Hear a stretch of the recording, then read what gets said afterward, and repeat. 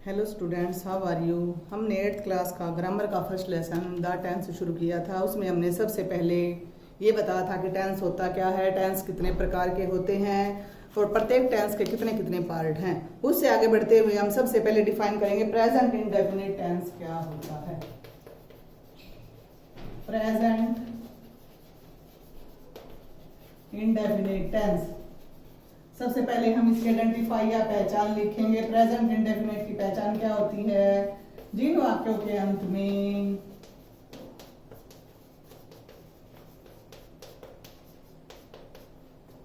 ता है, ते हैं, ती है आदि आता हो उसे प्रेजेंट इंडेफिनिट टेंस कहते हैं।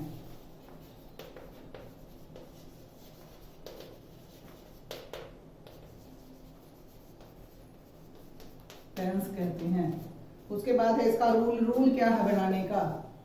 रूल या नियम है, सबसे पहले किसी भी सेंटेंस को जब हम बनाते हैं तो सब्जेक्ट करता काम को करने वाला प्लस वर्ब की फर्स्ट फॉर्म लगती है या फर्स्ट फॉर्म के साथ एस या ईएस लग जाता है, प्लस ऑब्जेक्ट होता है इसमें। अब आप ये बताएंगे, पूछेंगे कि एस या ईएस किसके साथ लगाते हैं या वर्ब की फर्स्ट फॉर्म किसके साथ लगाते हैं। तो नोट डाल के आप लिखेंगे। सिंपल सेंटेंस में हमें क्या करना है? ही, शी, इट और सिंगुलर नाउन के साथ, सिंगुलर सब्जेक्ट के साथ, सॉरी, एक वचनकर्ता के साथ, कर्ता के साथ सिंपल सेंटेंस में हमें वर्ब की फर्स्ट फॉर्म के साथ एस या ईएस लगाना है या एस या ईएस लगाते हैं। इसका दूसरा पॉइंट है आई, वी, यू, दे और प्लूरल या बहुवचनकर्ता के साथ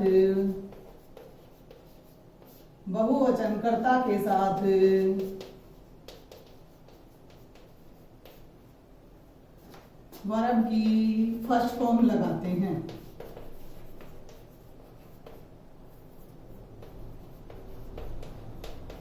वर्ब की फर्स्ट फॉर्म लगाते हैं। अब ये तो था इसका सिंपल सेंटेंस कैसे बनाया हमने। उसके बाद ये आएगा कि भाई इसका नेगेटिव कैसे बनाएंगे, इसमें हेल्पिंग वर्ब क्या लगाएंगे। तो जब हम इसका नेगेटिव सेंटेंस बनाते हैं, प्रेजेंट इंडेफिनिट में जब नेगेटिव सेंटेंस बनाया जाता है तो first of all subject, helping verb do, not या डज नॉट। जैसे ही हमने डू नॉट या डज नॉट लगाया, प्लस वर्ब की फर्स्ट फॉर्म प्लस ऑब्जेक्ट। अब डू नॉट किसके साथ लगाओगे आप? डज नॉट किसके साथ लगाओगे? ही, शी, इट सिंगुलर सब्जेक्ट के साथ आपने क्या लगाना है? डज नॉट लगाना है आपने। डज नॉट और आई, वी, यू, दे और प्लूरल सब्जेक्ट के साथ आपने डू नॉट लगाना है। अब जैसे हम इसका इंटरोगेटिव बनाएंगे तो क्या होगा? या तो हेल्पिंग वर्ब सब्जेक्ट से पहले आएगा या कोई क्वेश्चन वर्ड आएगा। जैसे अगर क्वेश्चन वर्ड आता है तो क्वेश्चन वर्ड के बाद आपने हेल्पिंग वर्ब लगानी है। इंटरोगेटिव और देखिए, इंटरोगेटिव में आपने क्या करना है?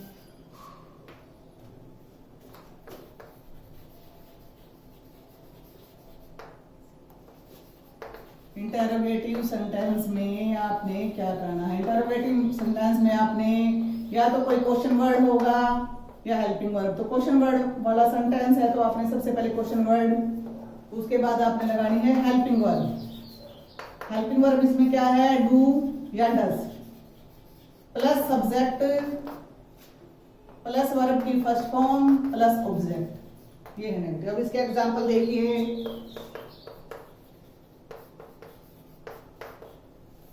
वह स्कूल जाता है, वह स्कूल जाता है। इसमें सब्जेक्ट है वह, वर्ब है जाना, ऑब्जेक्ट है स्कूल, तो सबसे पहले हमें किसकी ट्रांसलेशन करनी है? जाता है तो कोई लड़का है, मेल है तो हम लिखेंगे ही के साथ हमने क्या लगाना है? वर्ब की फर्स्ट फॉर्म के साथ SEIS, तो गोज हो जाएगा, ही गोज कहाँ जाता है? To school, goes to school. अब ऐसे ही इसी का हम नेगेटिव बनाएंगे, वह स्कूल नहीं जाता है, he does not go to school. इसका हम इंटेरोगेटिव बनाएंगे तो कैसे बनेगा? Does he go to school. अब मैं आपके को इसके कुछ सेंटेंस दे रही हूं, आपने उन सेंटेंसों की ट्रांसलेशन हिंदी से इंग्लिश में करनी है।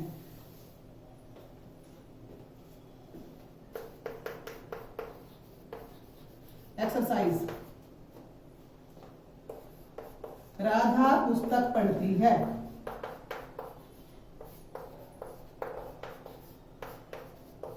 राधा पुस्तक पढ़ती है। माताजी खाना कब पकाती है? माताजी खाना कब पकाती है? थर्ड सेंटेंस है इसका, क्या वे स्कूल जाते हैं? क्या वे स्कूल जाते हैं? फर्स्ट सेंटेंस देखिए, राधा पुस्तक पढ़ती है। राधा पढ़ना होता है रीड, इसके साथ लग जाएगा S, reads the book. Simple sentence है। माताजी खाना कब पकाती, तो सबसे पहले हमें ट्रांसलेशन करनी है कब। कब को क्या कहेंगे इंग्लिश में? व्हेन। मदर सिंगुलर है तो डज लग जाएगा, व्हेन डज मदर। अब डू डज आते ही हमने वर्ब की फर्स्ट फॉर्म लगानी है, तो when does mother cook the food. Last में लगाएंगे क्वेश्चन मार्क। क्या वे स्कूल जाते हैं? वे को इंग्लिश में कहेंगे दे के साथ हमने क्या लगाना है? Helping verb do. Do they go to school. Last में हो जाएगा क्वेश्चन मार्क। ये था हमारा प्रेजेंट इंडेफिनिट टेंस। अब हम करेंगे प्रेजेंट कॉन्टिन्यूअस टेंस।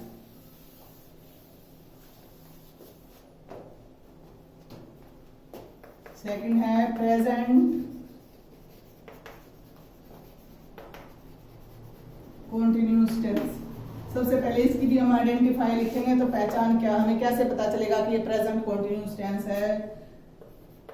जिन वाक्यों के अंत में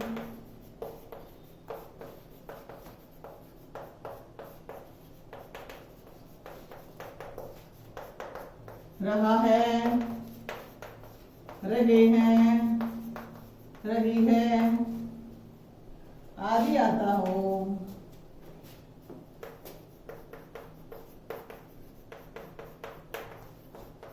उसे प्रेजेंट कॉन्टिन्यूअस टेंस कहते हैं। इसको रूल क्या है बनाने का? रूल या नियम है, first of all subject plus helping verb is am are. कार्य प्रोग्रेस पर है, चल रहा है, इसे प्रोग्रेसिव टेंस भी कहते हैं, present progressive tense. Plus verb की फर्स्ट फॉर्म के साथ आईएनजी प्लस ऑब्जेक्ट। अब ही शीट और एक वचनकर्ता के साथ इज लगाना है, आई के साथ एम लगाना है, प्लूरल के साथ या आई यू के साथ आपने आर लगाना, सॉरी आई के साथ नहीं, वी के साथ और यू के साथ आपने आर लगाना है।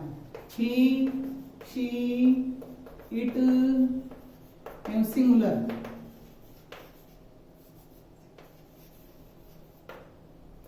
इज आई के साथ लगाएंगे am, we, you, they and plural, plural के साथ लगेगा आर। इसका जैसे ही नेगेटिव बढ़ाएंगे तो इज नॉट, एम नॉट या आर नॉट हो जाएगा। नेगेटिव में हमें क्या करना है?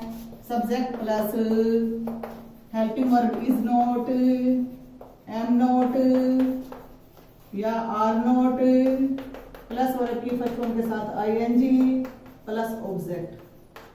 ऐसे इंटरोगेटिव में हेल्पिंग वर्ब को सब्जेक्ट से पहले लगाना है।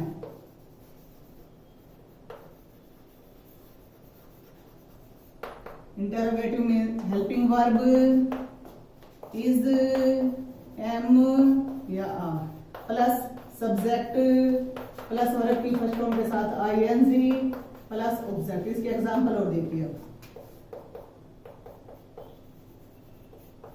पिताजी अखबार पढ़ रहे हैं। पिताजी अखबार पढ़ रहे हैं।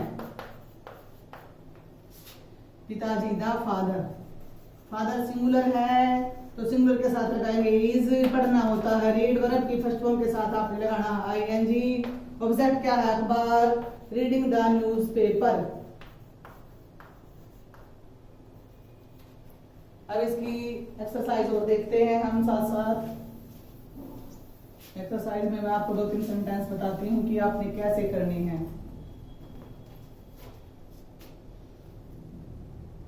क्या पक्षी आकाश में उड़ रहे हैं? एक्सरसाइज में क्या पक्षी आकाश में उड़ रहे हैं? अब ये इंटरोगेटिव सेंटेंस तो सबसे पहले हमें हेल्पिंग वर्ब। अगर होता पक्षी आकाश में उड़ रहा है तो सिंगुलर हो जाता, ये है प्लूरल, बहुत सारे पक्षी आकाश में उड़ रहे हैं तो हम लगाएंगे helping verb are the birds flying in the sky. Last में लगाएंगे क्वेश्चन मार्क। सेकंड सेंटेंस देखिए इसका। अध्यापिका कक्षा में पढ़ा रही है। अध्यापिका कक्षा में पढ़ा रही है। अध्यापक हो चाहे अध्यापिका हो, दोनों के लिए ही द टीचर का यूज किया जाएगा। द टीचर इज, पढ़ाना होता टीच, टीचिंग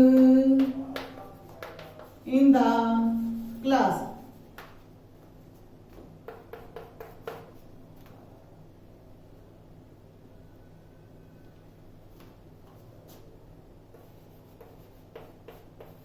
क्या वे चाय ले रहे हैं?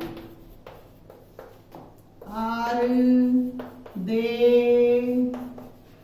लेना होता टेक, आईएनजी लग जाएगा तो इसके साथ ई हट जाएगा, T A K ING, taking the T.